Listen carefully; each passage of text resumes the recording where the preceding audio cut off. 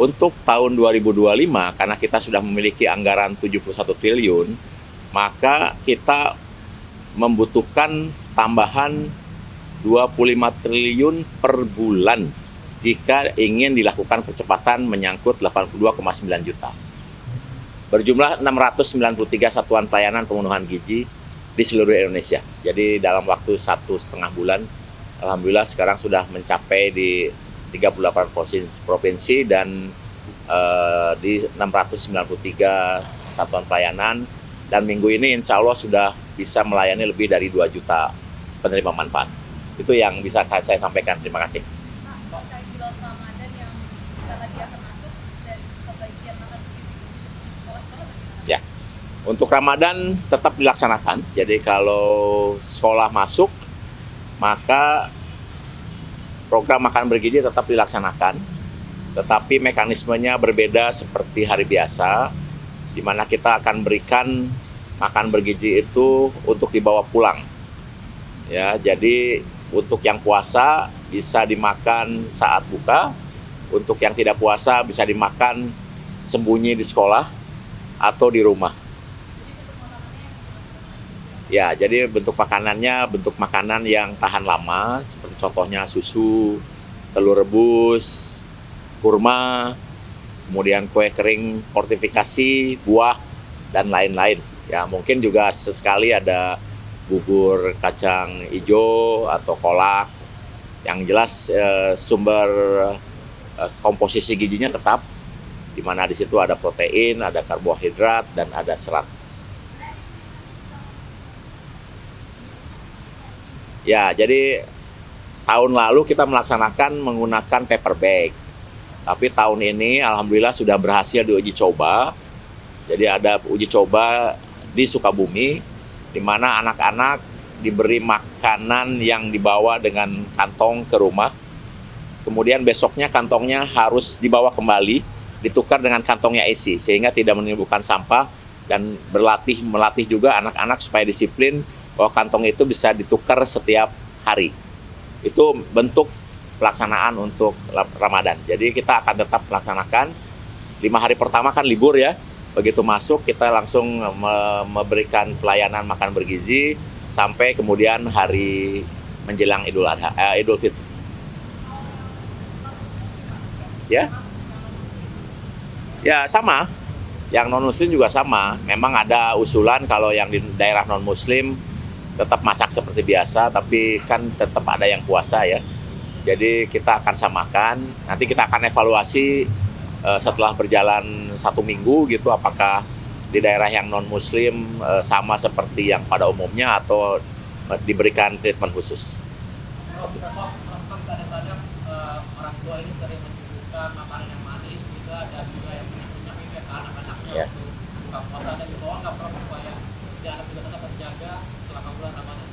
Ya, jadi ini kan program makan bergizi tidak hanya bagaimana memenuhi komposisi gizi, kandungan kalori, dan lain-lain, tapi juga edukasi ya, bahwa kita memberikan makanan yang segar setiap hari, mengurangi kandungan gula yang terlalu berlebihan, dan menyajikan makanan-makanan yang sehat, seperti itu. Dan mudah-mudahan nanti dengan bentuk makanan yang diberikan oleh Badan Gizi bisa dicontoh di rumah masing-masing. Terkait pasien tambahan anggaran kan efisien Indonesia bukan Ya. tambahan 100 triliun yang bisa segera disalurkan ke Badan Gizi atau gimana?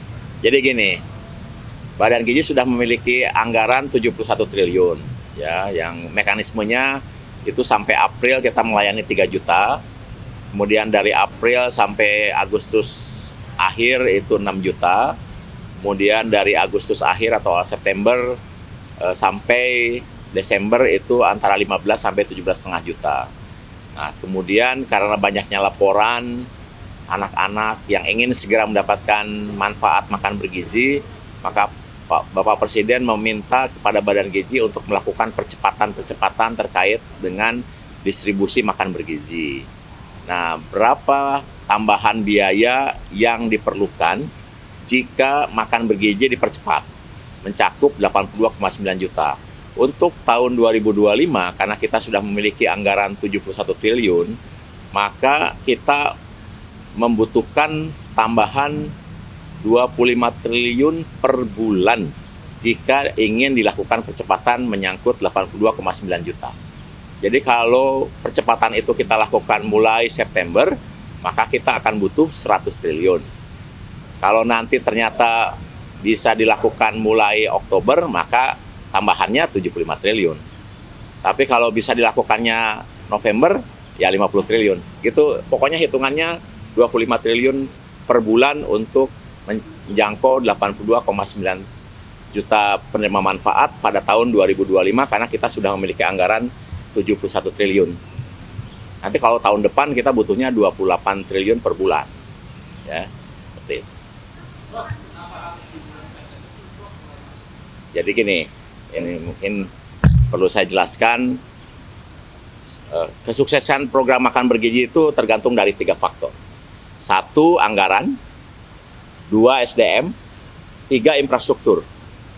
Nah, anggaran sudah tidak perlu didiskusikan, karena ini sudah disiapkan oleh pemerintah. Yang kedua, SDM sedang disiapkan. Kami baru mendidik 2.000, dan sedang akan dididik 30.000 lagi. Dan 30.000 yang akan dididik ini baru akan selesai pendidikannya di akhir Juli. Jadi baru akan siap di awal Agustus. Nah, kemudian kita tidak mungkin menugaskan mereka yang baru selesai terus bertugas di Satuan Pelayanan Pemenuhan Gizi. Mereka harus orientasi lapangan, melakukan koordinasi dengan kepala sekolah, melakukan koordinasi dengan pemerintah daerah, melakukan koordinasi dengan masyarakat, dan lain-lain.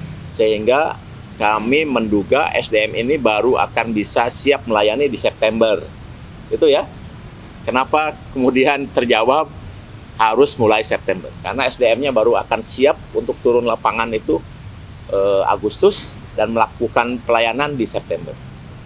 Nah, kunci yang berikutnya adalah infrastruktur.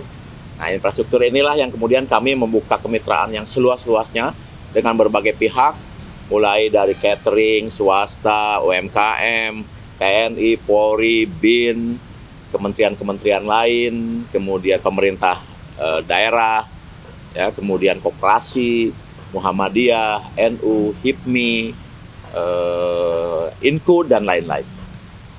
Karena tiga faktor itu yang penting sekali. Jadi kenapa percepatan harus mulai September? Karena itu faktor. Cukup ya?